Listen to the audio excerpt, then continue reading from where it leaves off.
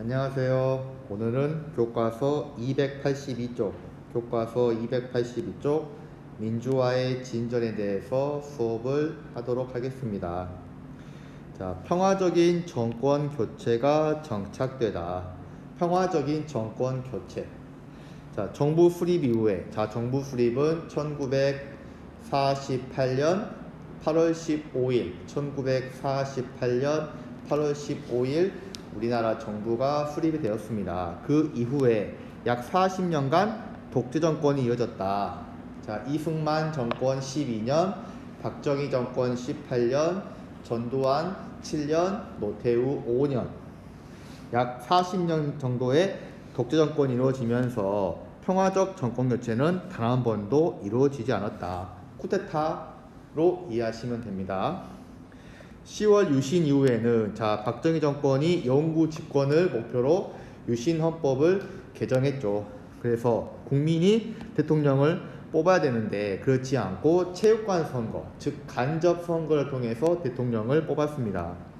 이런 상황에서 이제 국민들이 이제는 들고 일어나니까 6월 민주항쟁으로 대통령 직선제 개헌이 이루어졌다. 자, 전두환 정권은 노태우를 앞세워서 이제 국민이 직접 대통령을 뽑겠다라고 약속을 합니다. 그래서 이제 더 이상의 이제 군부 독재는 없다라고 생각을 했는데, 즉 군사 독재가 끝나고 민주정부가 수립되라고 기대했는데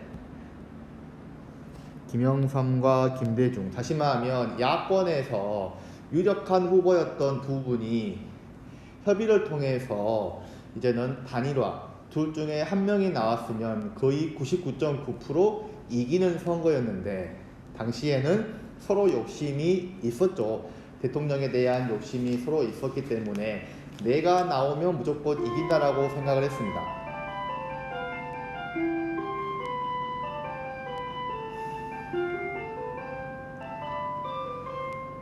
그러다 보니까 김영삼, 김대중 두 후보가 대통령 선거에 나오고 여당에서는 이제 노태우 후보가 나오다 보니까 이제 표가 분산됐던 거죠. 그러다 보니까 여당 후보인 노태우가 역대 최저 득표율로, 당연하죠. 야당에서 한 명만 나왔더라면, 단독 후보가 나왔더라면 노태우 후보가 당선되지 못했는데 두 명이 나왔기 때문에 표가 갈려버린 겁니다. 그렇기 때문에 여당 후보가, 다시 말하면 전두환과 육군사관학교 동기예요. 육군사관학교 동기였던 노태우가 역대 최저 득표율로 당선돼버린 겁니다. 그 말은 다시 말하면 독재 정권이 5년 더 연장됐다라고 이해하시면 돼요. 그런데 국회의원 선거에서는 이제는 말 그대로 이제는 그 여당이 참패하게 됩니다. 3개 야당의 의석이 과반수를 차지해서 요소야대 정국이 형성됐습니다. 그런데 국정의 주도권을 쥐는 여당과 김영삼, 김종필이 이끄는 두 야당이 합당해서 거대 여당인 민주자유당을 창당했다. 다시 이야기하면 김영삼 의원이 이제 대통령이 하고 싶다라는 나름의 목적이 있었겠죠. 그러다 보니까 이제 여당과 그다음에 김종필, 박정희와의 그 관계가 있는 김종필과 3당 합당을 해버립니다. 그래서 민자당을 창당해서 이제 대통령에 당선됩니다. 이때 최초의 군인이 정권을 잡은 것이 아니라 민간인이 정권을 잡았다고 해서 김영삼 정권을 문민정부라고 합니다. 그래서 김영삼 정부는 31년 만에 들어선 민간 정부다. 여러 가지 정책을 폈지만 임기 말에 외환위기, 우리가 잘 알고 있는 IMF를 맞아서 국가 경제가 혼란에 빠졌습니다. 그래서 외환위기 속에서 치러진 대통령 선거에서는 당시 경제가 어렵기 때문에 준비된 대통령, 경제 대통령을 주창했던 야당의 김대중 후보가 당선돼서 정부 수립 이후에 최초로 평화적인 여야 정권 교체가 이루어졌습니다. 평화적인 정권 교체가 이루어졌어요. 최초로. 그래서 이어서 권위주의 청산을 주장한 여당의 노무현 후보가 당선돼서 야당이 연속으로 8년 동안 집권하게 됩니다. 근데 이제 17대 대통령에서는 경제 성장을 내세운 야당의 이명박 후보가 당선돼서 10년 만에 다시 여야 정권 교체가 이루어졌습니다. 평화적 정권 교체의 정착은 6월 민주항쟁 이후에 정치적 측면에서 민주주의 제도가 확립됐음을 보여줍니다.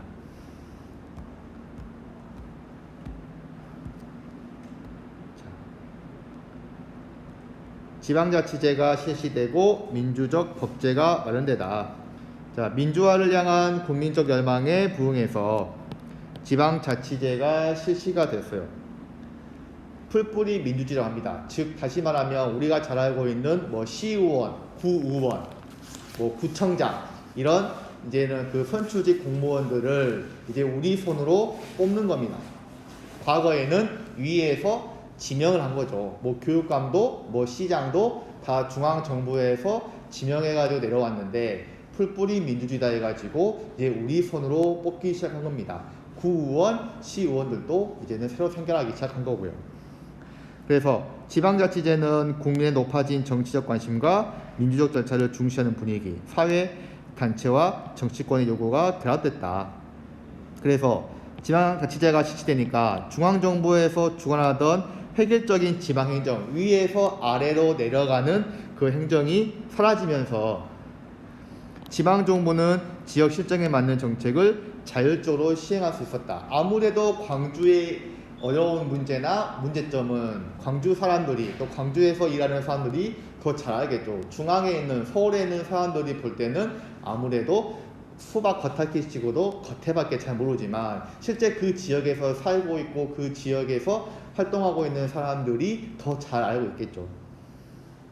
또한 주민투표가 마련됐다.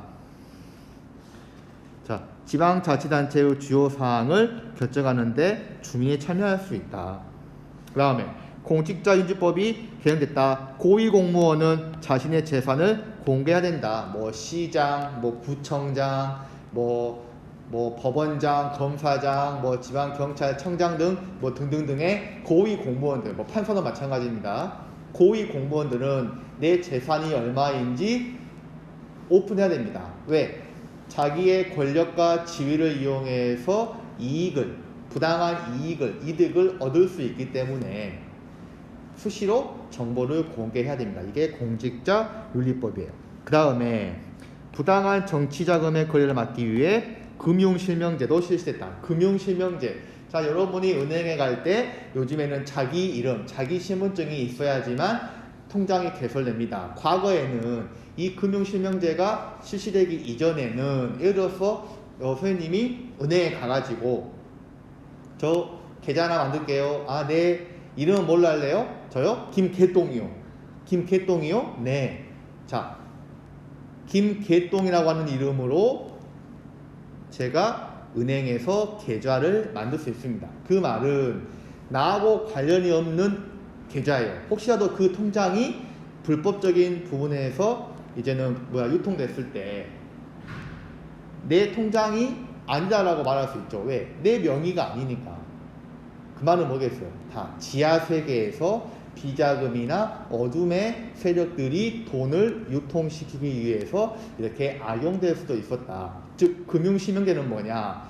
네가 금융 거래를 하려면 너 명의로 해라. 그 말은 내 명의이기 때문에 이제는 세금이나 이런 부분에서 투명해졌다라고 볼 수 있는 겁니다.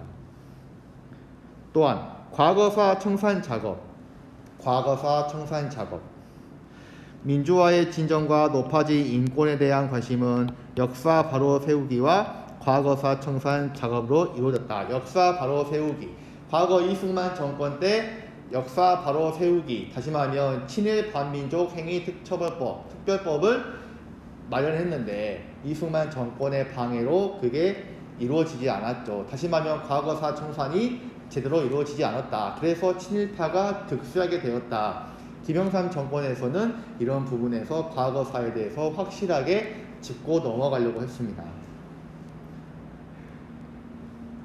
자, 과거 독재 정권이 저지른 국가폭력, 인권 탄압 사건, 친일 반민족 행위에 대한 진상 규명 작업, 말 그대로 과거 군부 독재 시절에 뭐 틈만 나면 빨갱이라 해가지고 사건을 조작하고 은폐했고 부당한 죽음으로 인해서 당시에는 규명되지 못했던 일들이 이제는 새롭게 다시 역사적으로 실체를 이제는 인정받고 거기에 대해서 국가가 사과하고 배상을 한 겁니다.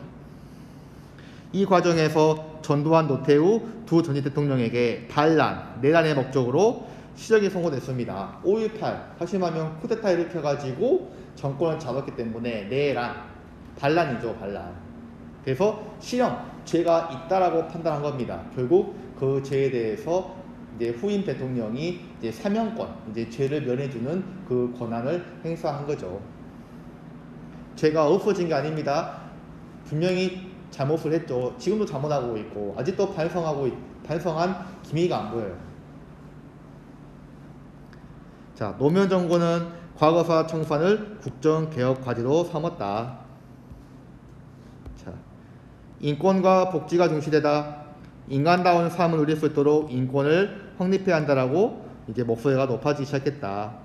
다음에 뭐 학생 인권, 양성 평등.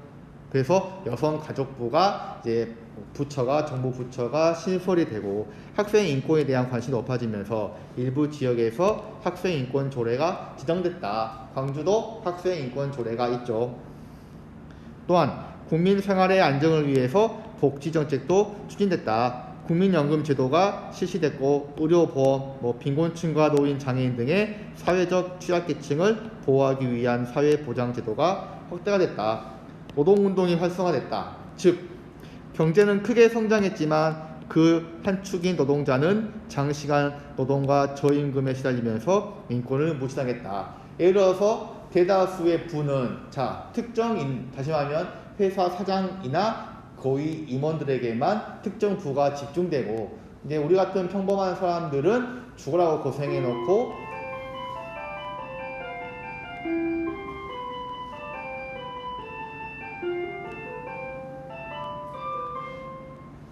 고생해놓고 정당한 그 보상을 받지 못했던 겁니다.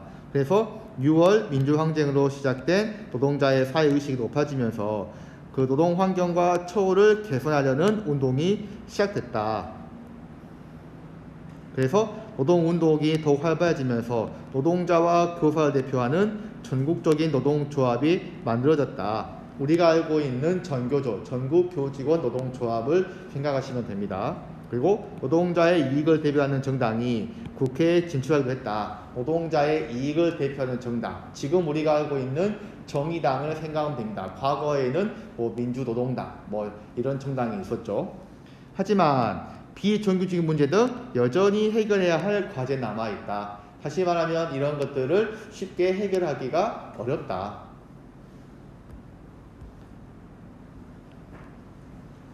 민간의 통일운동이 활발해지다.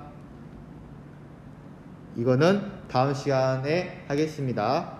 수고하셨습니다.